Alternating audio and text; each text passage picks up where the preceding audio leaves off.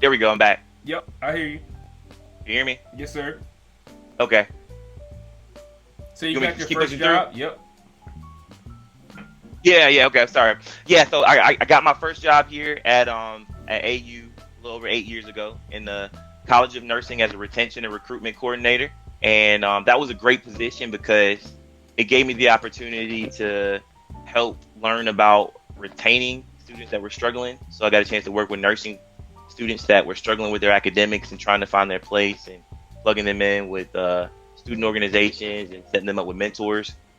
And then I also got a chance to go out on the road and recruit some prospective students. So I did that for about a year and a half, and I got my next job here as an assistant director in student life and engagement at AU, and that was a more general job.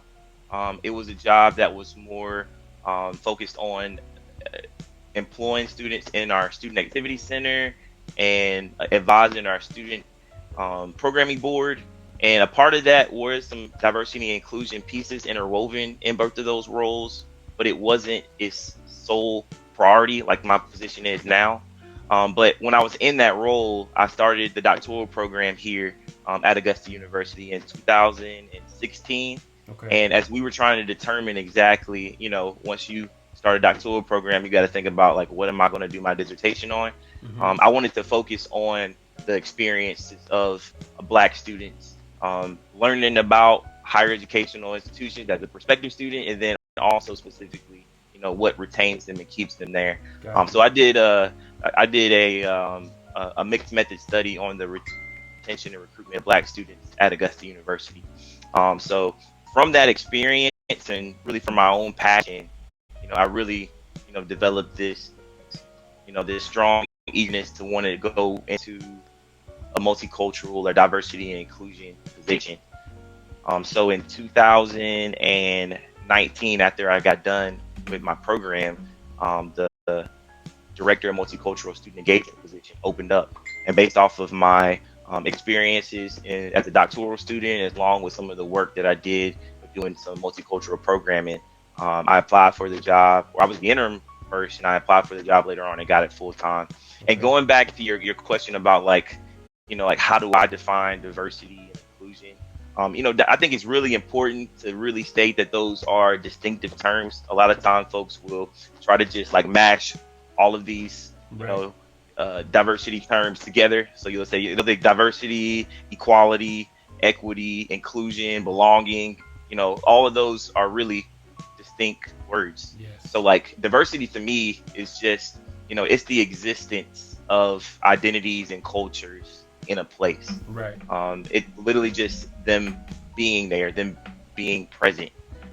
Inclusion is those identities not only being there, but then feeling empowered and supported, and this is they belong, and if they have a question asked, all folks, whether you're a group from an underrepresented identity, you have the comfortability to raise your hand and ask that question, or speak up and let folks know that something's wrong.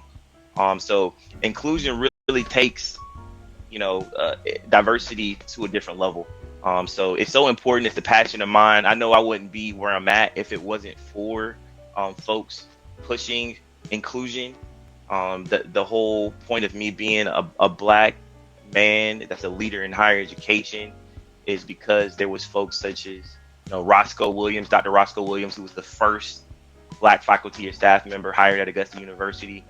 Back in the 1970s. Him, really stepping up and doing all the things that he did and sacrificing all the pieces that he did to allow somebody like me to kind of follow in his footsteps. So I understand, the value in that. I understand what my ancestors went through, and I'm really just appreciative to have the opportunity to continue to build on that to allow others to come. That's awesome. That's awesome. That's you broke that thing all the way down. For us, they kind of started separating it. I say us, military, right? Mm, They started breaking it down to where you kind of like got more into the different mm. Yeah, actually, you're good. um they're getting to that point, but I like how you put it to where it's they're different things that are each individually important.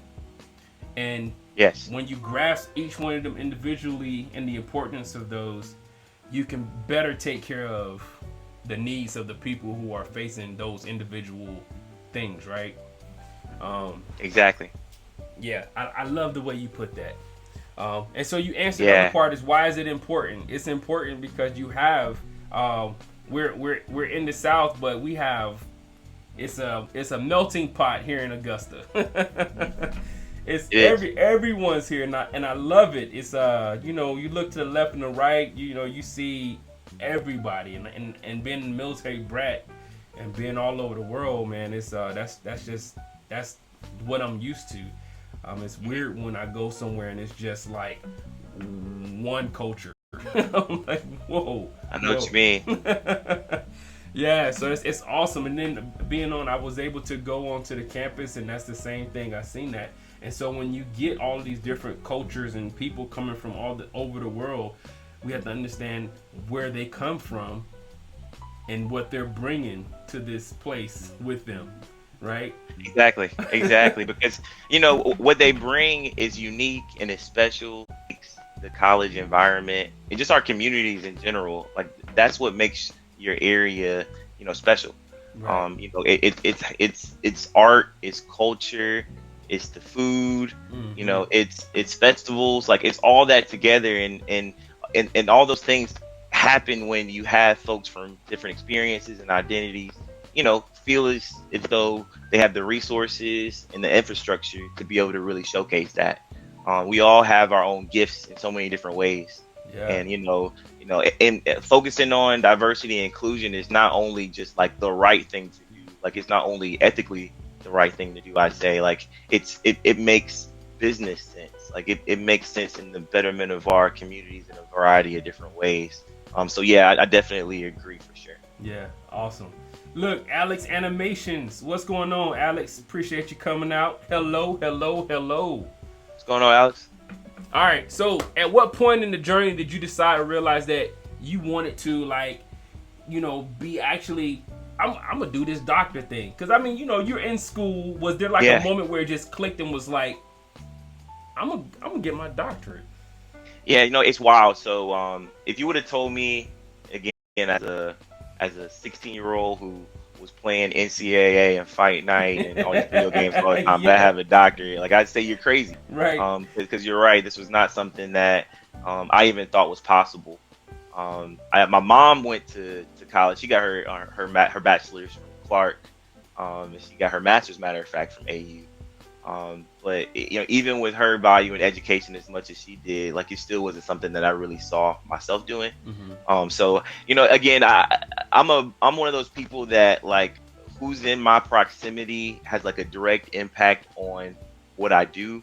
And another one of those people, I told you about my cousin earlier. I definitely have to shout out one of my fraternity brothers, one of my line brothers, Dominique Quarles. So, as I was telling you, when I was undergrad and I was starting to get involved, one of the things I did once I started getting involved was I got a campus job, but I also joined a fraternity.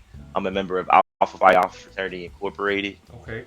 And you know, from that experience, I developed this brotherhood with 9 other guys that were a part of my line and all my other chapter bros.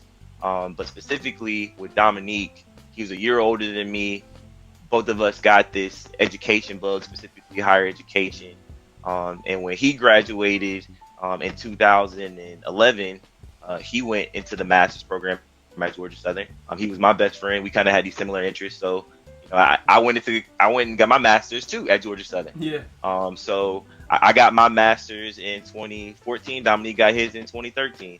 Dominique went on directly from Georgia Southern to starting a doctoral program at the University of Georgia, and he got his PhD at UGA in 2018. Okay. So dang, I'm like, Dominique started his PhD program. I got my first job and I hadn't started one yet, but I'm like, dang, Dominique's doing it. He's balancing it. He's telling me about it. Like I can do it too. Right. So again, he was somebody I talked to every day because we had similar, you know, things going on with our work and everything else, and he was already my best friend kind of at that same time. So just kind of his influence and encouragement. I'm like, Dominique's doing it, I can do it. So 2016 I started, 2019 I finished. Yeah. And again, his encouragement throughout that process, and everything he went through, and me seeing how he overcame his challenges, it helped me overcome my challenges at the same time. Yeah. So not only him, also the dean of students, who was a member of Alpha Phi Alpha Fraternity Incorporated when I was at Georgia Southern. He was a great example of a black man doing amazing things. He had this charisma that was like, he could tell you no about something that you asked for, and you still felt like you got what you wanted. And I leave his office, I'm like, hold on, like I didn't get what I wanted, but I still feel like, I'm like, how did you do that, right? Yeah, like what kind of gift is that? Yeah. So he was the dean of students, and he was a really big mentor for me and Dominique. And then he got another job probably like our last year of undergrad, and the woman who replaced him, her name is Dr. Patrice Jackson. She was amazing as well. I mean, she's my big sister pretty much. I'd say she married me and my wife a year ago. Awesome. Her and her husband were our marriage counselors throughout our marriage counseling process. So she also got her doctorate, and Dean Lewis, I told you, got his doctorate. And all of those kind of positive examples, again, of just them caring about me, them being good examples. It just allowed me to just let me know that, hey, this is doable. If this helped them get to where they got, then I want to do the same thing. So yeah, I have to say, iron sharpens iron. That's Like right. that motto is very true, because not only like in a mentor aspect, but also in a peer aspect with Dominique. And I also have another close friend named Alton Standifer. He works at UGA right now too. He got his doctorate, and he was in SGA with me at the same time. Like all of us were just learning from each other and encouraging each other. So that's what kind of pushed me through for sure. Okay. Look, Alex says just chilling. How about you? We doing good, Alex, man. We getting fed tonight, man. And he said never give up on your dreams. That's right. Never give up on your It's dreams. real. That's real. I can echo what you were saying, Doc. Look, I was never. Only reason I was going to school for higher education was because I had a scholarship for band and for basketball. Yeah, I understand. And Hope scholarship. That was the only reason. I was not going to actually get, I was going because my friends was going, I was going to march in the band, and I was going to hoop. That was it. That's what brings us there a lot of times. Yeah. Once you get there, and you kind of get hooked on the other pieces of the experience. That's You right. learn, like, life is so much more than those things. Those things are special, but it's just life is even bigger than that too. Yeah. It's crazy how important it is for you once to get there, and then that bug get you, right? Exactly. You get bit by it. You see people that's doing, you be like, hold up, you're away from home, and in the mind you're like, I don't have anybody telling me I gotta be in class, I gotta do this homework. But then you get the right people that's surrounding you, and you like, oh, you going to class? Oh, you doing that? You man, doing that? you're right, man. Like that mentorship and that accountability is so important. I can't state that enough. Just somebody who cares enough with you, if you notice that you're not going to class, and ask you what's going on. Right. See if you're depressed, and let you know that there's free counseling available on college campuses. Mm-hmm. That's Somebody to go eat a meal with you, just Yes. to, they see you're not eating and stuff like you're supposed to. Like those type of things really go a long way. That's that peer, man. That It it's good peer pressure, and it's that positive that competitiveness, right? It's a good competitive. Yeah. Especially when you was talking about, it's like, oh well, you could do it. I'm sure I can do it. Yeah, right. Yeah. It was right. It wasn't in like it wasn't in a negative. Like dang it, Nick is doing that. I can do it too. That's right. Like let me go. Yeah. That's right, and we need that. I believe that people are placed in our lives for that reason. True. And people always think mentorship is that you have to be somebody that's old and old Moses is mentoring me. No, it could be somebody that's a couple of years older than you, and they just finished going through what you just went through, and they can give you the hey, look, I did it this way, it didn't work. It might work for you, but this worked for me, so you could try that as well. That's real. Hey man, talking a little bit more about that. So like, crazy thing about Dominique, he's been so like randomly influential in my life in so many different ways. So he recently became the chief diversity officer at Georgia Southern. So he's back at Southern in the same role that I'm in right now, and we just have so many of the same issues and challenges and opportunities that we just can call each other up and talk about. And to have somebody that I've walked through life so much with, going through the same thing Yeah, at the institution that we both went to undergrad with, like it's just crazy how life works. that is Another crazy. crazy thing about Dominique too, it just shows you how stuff is crazy. I met my wife because of him. Yeah. Me and him were walking in downtown Augusta. He just was back home visiting. He's from Augusta. He did. He didn't. He's never worked at Augusta University, but he just grew up in the Augusta area and went to Georgia Southern. But he was back home visiting, and me and him were walking downtown, and I saw or he was having like a conversation with my wife because I guess him and her went to UGA together in grad school. So while they were talking, I was like, "Hey, who is this? I never seen him talk to her before." So after they got done chopping it up, I asked him for her Instagram account. And I got her Instagram account from him. Matter of fact, he didn't even want to give it to me at first. He's like, "Nah, I'm not giving it to you. I'm not giving it to you." And I'm like, "Dude." I had to probably nag him about a day or two for him to finally give me her Instagram. And I follow her on Instagram. And crazy thing was, like a few days later, she also was going to the same gym that I was going to. No. And then from there, yep, I literally saw her in the gym. She came and talked to me and said, "Do you know Dominique?" That was the first conversation we pretty much had. "Do you know Dominique?" And then from there, we've been talking ever since. I've been married now for over a year. So it's just wild how, again, one person can have such a dramatic trajectory on your life. Yeah, man, that's awesome. Mm. That's awesome. All right, we're gonna pivot. Yep. So, what's your history? You said something about it, but what's your history with the or connection with the nonprofit organizations and or churches? Yeah. So when I specifically saw the question, like I automatically thought about like just like educational systems. So I and I'm gonna specifically focus on like public education.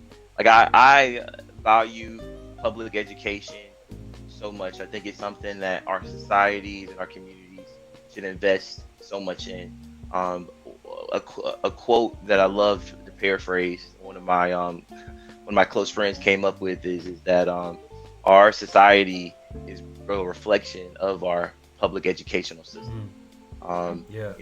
However your public educational system is doing is a direct indicator on how your society or your community is doing. Yeah. So I'm a strong believer in funding public education from K through 12, paying our teachers what they need to have Please. not only a livable wage, but a wage that is, deserving for the work and the impact they have on our communities. Absolutely. Making sure the facilities are nice no matter what zip code you're in. So where if you're in an area that has, a whole bunch of people that are affluent there, if you're in an area that has, more working class people there, That's right. those kids in those school systems should have the same experiences. Those teachers in those school systems should have the same amount of resources, the same quality of facilities. So I'm a big believer and proponent of that. And I that's one of the reasons why I teach an education course here at Augusta University. Okay. And I really stress that to my students about the importance behind the power of public educational systems and specifically their impact on all the different students they interact with. Yeah. That's good, bro. That is, it's I was just talking to somebody recently about something similar with that quote. We don't realize how I've been losing my voice all day. And I was You good? good. I'm good. But when I was listening to you, I got excited. It was like, I don't know, now it changed. It went an octave. So just in case I start sounding like crazy, just I've been dealing with this. I've been sipping on my drink, try to keep it right. But how some of the things that we surround ourselves with will begin to manifest. The stuff that's on the inside, once it gets there, it'll start manifesting on the outside, right? And so you could tell how someone is living, or how they're based on how they're living. You could tell what's going on the inside.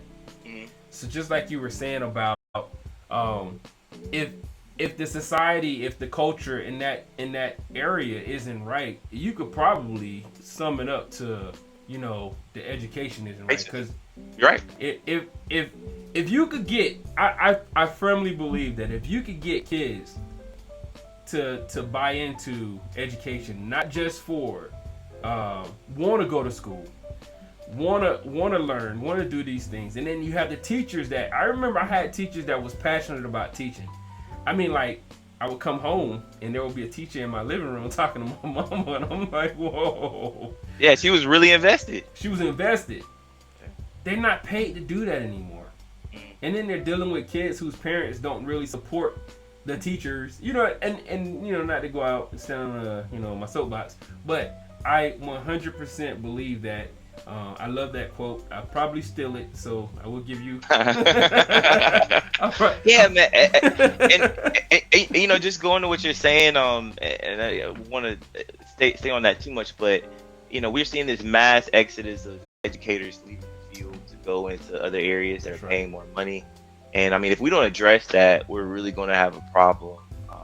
Because again, these kids that are going through the educational system aren't getting the experience that they deserve. That's right. I think a lot of times we don't prioritize the future as well as we should. And that will really end up biting us if we don't change that sometime in the near future. Absolutely. If you talk to 10 celebrities, 10 successful people, and you ask them, how did you get here? I would say about 85% of them are gonna have somebody that was instrumental in the beginning phases that educated them. Somebody set a standard for them. Somebody told them. I remember, man, that teacher that came to my house, man, she was passionate. She was one of them old, passionate, mother type teachers. Yeah. Yes. That would snatch you up. Yeah. And back then, education wasn't the most highly paid career, but it was paid enough where it was definitely respectable. Right. And it's still respectable now, but it's still not at that level that it was back then. I think now people say, oh, you want to be a teacher, and it's almost looked at as a sacrifice. Right. Exactly. Something as a badge of honor. Yes. Our best of the best should want to be educators. But I understand, how return on investment and directly, how business impacts decisions. But again, helping empower a child that goes on and becomes, a scientist that does amazing things, or a public official, or an engineer, or a construction worker that's doing amazing work. Like the impact that teacher had is just as valuable as an engineer, coming up with the design for a bridge, or a computer engineer creating computer code. Yes. Those things are they match. Like they're not. One is not greater than the other. I'd argue education, matter of fact, is greater than the other. Matter of fact, being biased, but you definitely can't say that empowering and developing our children is less important than the stock market. So it's just we as a society. I really hope we get to the point where we start investing in our future, investing in our workforce, investing in our people. Because again, if we don't do that, again, we're going to be in a hurting later on. That's right. And I would love to just spin my wheel a little bit on that. Yeah, go ahead. When I think about teachers, I think about coaches, mentors, leaders, right? Hence the reason we're talking about them, because it's leadership and life lessons. And someone asked me, why did you choose a doctor of education? And I was like, well, I teach all the time. I'm coaching, I'm mentoring. You rotate between these roles, but it's a lot of times if I'm gonna say if you're good, like as I'm saying I'm good, but if you care, you're going to end up in one of those roles. If you're a teacher, you're gonna be mentoring these young people that you have. Even some of the older people might be there that you're mentoring, and you're encouraging them, don't quit, don't give up, right? And you're coaching them through how to do this. You could pay a coach. You were in sports. If you take a coach and he has a team or she has a team full of superstars, but those superstars do not become a team to work together, who's at fault? The coach. Coach. It's the coach. That coach's job is to take them, mold them into one so that they can accomplish a goal, one vision, one mind, one purpose with all these different individuals to move forward and execute. A teacher get all of these players and they got to get these mindsets, the issues that they have going on. The kids aren't getting paid for being there, right? Not really paid. They are getting. I know what you mean. Yeah. They're receiving. Yeah. But you're not paying that coach what you should be paying them for what they're putting up with to get to that championship. And that's the problem. If we paid people, we would get coaches that want to coach. That's right. That's right. And for anybody that's missing it, I'm saying teachers. Yes. Yeah. I mean, I love that analogy of comparing sports to the classroom, because you're right. A teacher is a coach, and the test and the graduation rates, or the student going to the next grade is them playing the game. That's right. That's how they determine wins and losses. That's right. And a student learning some important educational lesson that sets them up for life, is so much more important really than what they learn in winning a football game or a basketball game. That's right. So yeah, you're right. I love that analogy there. Thank you. I can go down a rabbit hole, so I was trying to keep my my I mean, and then you made me think of these college football coaches who are getting these astronomical dollars. You get these people getting millions of dollars a year, and you got teachers starting off with $30,000-$40,000. Yeah, they're literally pitching. I heard some teachers had to go and they were doing side jobs to make it through the year and through the summer, or they would have to go in and do the extra stuff that the school would allow for them to afford for them to do so that they can make it through. I'm like, when you burn, like you were saying, when you burn through those people, you'll still get people that's going to punch the clock and be there, but you're not going to get that quality. Exactly. You're going to have kids. I mean, the importance of a teacher. Everybody's not geared and built for higher education as far as being a educator, but that teacher is going to see this child is an artist. This child is, they're more hands-on. This person is more audible. This person is, and they're gonna care enough to say, hey, you know what? Stay back. Let me talk to you real quick. We'll put together this thing, or I want you to help this person because exactly. Those people care, and you need those people because they're creating. It's a book I have. It's called Images. It's a book on leadership by Images. Leaders create who they are. Right? You're going to create, you could tell you could do this all day, but they're watching you. And if that educator is doing this and showing and proving, they're walking this thing out, there's going to be people that's going to see them and be like, I want to be like that.